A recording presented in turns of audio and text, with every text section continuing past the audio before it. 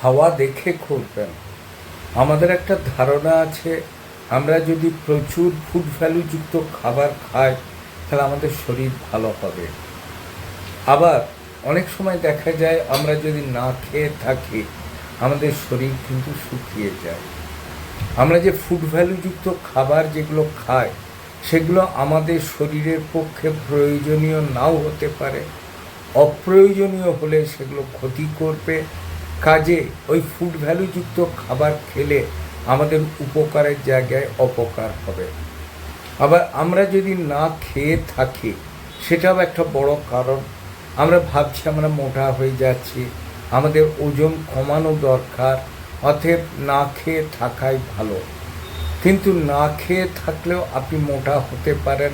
কাজেই কোনো চিকিৎসকের অ্যাডভাইস নিয়ে আপনি যদি সঠিক পথে চলেন আপনি ভালো থাকবেন।